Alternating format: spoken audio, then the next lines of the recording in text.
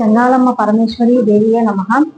తిరుపతి జిల్లాలో వెలిసినటువంటి శ్రీ చెంగాళమ్మ దేవస్థానం నందు ఈ నెల 2వ తేదీ నుంచి అక్టోబర్ 2వ తేదీ వరకు శరన్నవరాత్రి ఉత్సవాలు అత్యంత వైభవంగా నిర్వహించబడతాయి. అదేవిధంగా ప్రతిరోజు మార్నింగ్ చండీ యాగం అనేది నిర్వహించబడుతుంది. సాయంకాలము కుంకుమార్చన పూజలు మరియు తదనంతరము సాంస్కృతిక కార్యక్రమాలు నిర్వహించబడతాయి. ఈ 11 రోజులందు 11 అలంకారాలుగా అమ్మవారు మనకు దర్శనం ఇవ్వబోతున్నారు. మరియు చుండూరుపేటలోని వివిధ పరిసర ప్రాంతాల నుంచి మనకు ఈ 11 రోజుల గాను 11 సార్లు మనకు తీసుకొని రావటం జరుగుతుంది.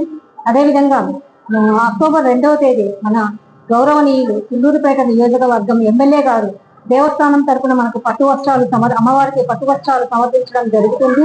అదేవిధంగా భక్తులకు కావాల్సినటువంటి ఏర్పాట్లు కానీ, ప్రసాద విషయంలో కానీ, త్రాగునీటి సమస్య ఇంకా ఇతర విషయాలలో అన్ని రకాలుగా మేము జాగ్రత్తలు తీసుకుంటున్నాము. కావున ప్రతి ఒక్కరు భక్తులు అందరూ విచ్చేసి అమ్మవారిని దర్శించి తీర్థ ప్రసాదాలు స్వీకరించి అమ్మవారి కృపా కటాక్షాలకు పాత్రలు కావాల్సిందిగా అందరినీ కోరడం.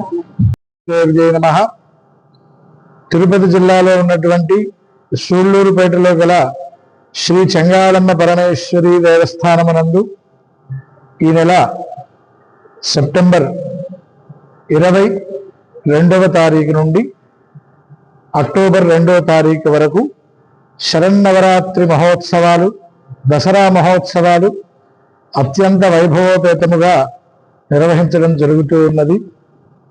ఈ శరన్నవరాత్రుల్లో భాగంగా అమ్మవారు మనకి 11 రకాలైనటువంటి రూపాలలో దర్శనం ఇవ్వడం జరుగుతుంది. మనం చైత్ర మాసంలో వసంత నవరాత్రులు అంటే వసంత ఋతువులో వచ్చేటువంటి నవరాత్రుల్ని వసంత నవరాత్రులు అంటాం. అలాగే శరదృతువులో వచ్చేటువంటి నవరాత్రుల్ని అంటే 9 రాత్రులు 10 పగళ్ళు, 9 రాత్రుల్ని నవరాత్రులు, 10 రోజులని దసరా ఉత్సవాలుగా మనం చేసుకోవడం జరుగుతూ ఉంది.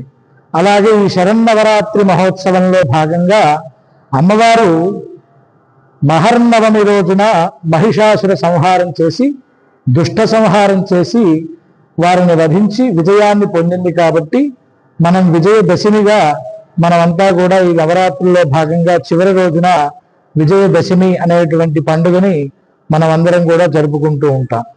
అలాగే అంటే మానవుడికి కావాల్సినటువంటి ఏవైనా కష్టాలు ఏవైతే సంభవిస్తాయో అమ్మవారు